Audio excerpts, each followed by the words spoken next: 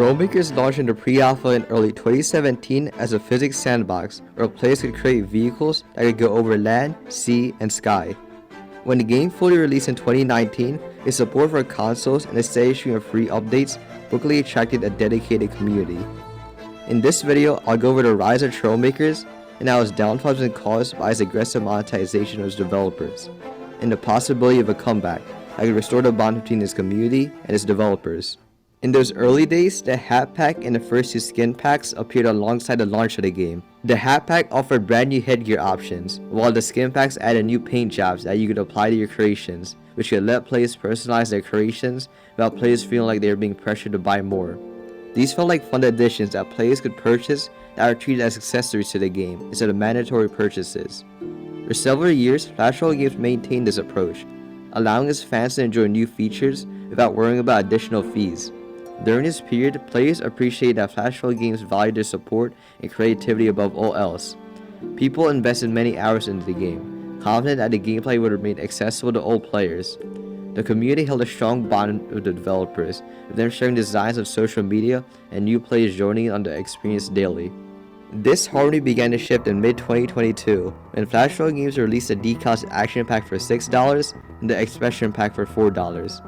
These new offerings unlocked many stickers for players to apply to their existing creations. From bullet holes to hazard stripes to expressive mouths, while they allowed for even more customization, they didn't add any new mechanics or gameplay modes.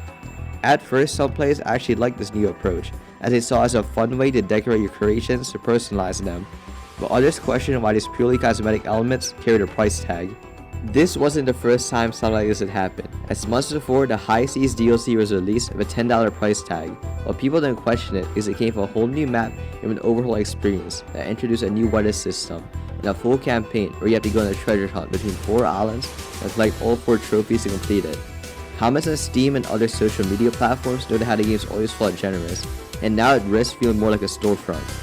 These paid packs represented the first hints that Trailmakers was beginning to prioritize microtransactions over their bond with the community that they've held onto throughout the earliest years. As 2023 came around, Trailmakers paid content evolved from simple decal packs into full expansions with substantial price tags.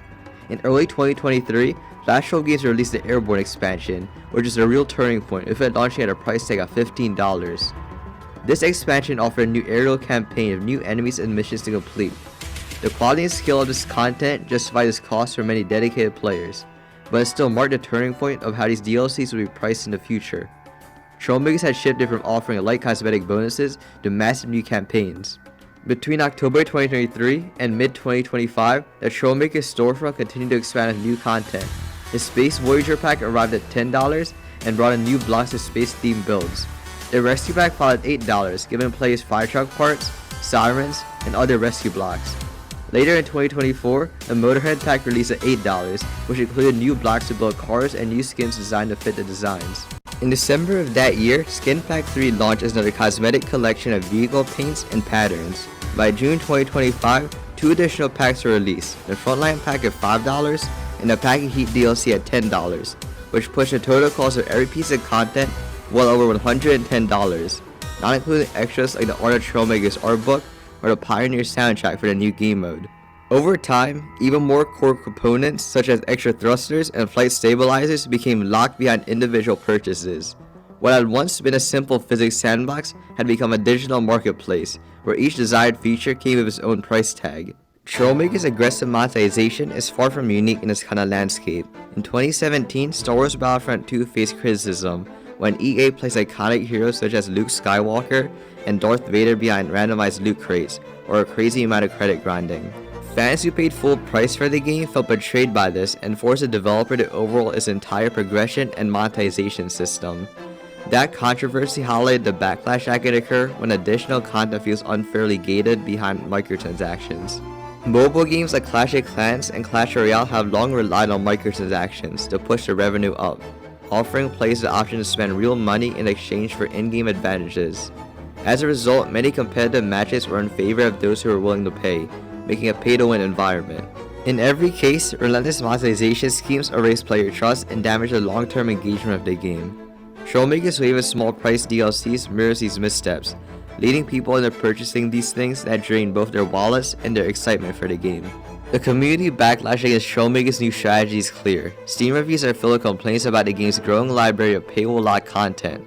Players repeatedly comment about how after paying $25, they now find themselves spending $8 to $10 for every DLC they want.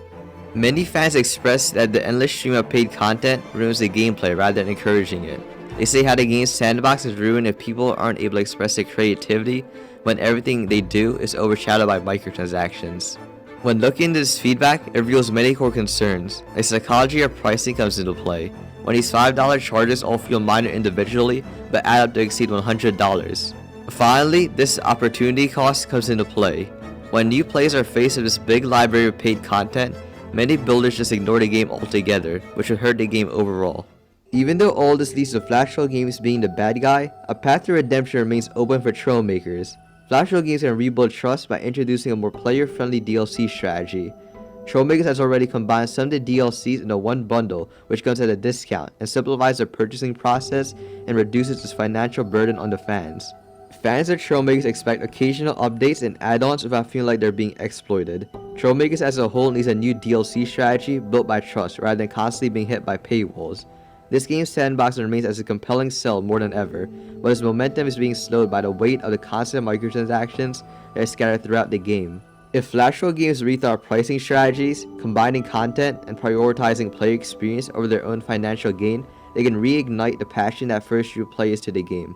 In the end, creativity is based on the goodwill of the developers instead of the next small purchase, and if Trailmakers can rethink their approach to this whole thing, both its community and the game itself would just be better off.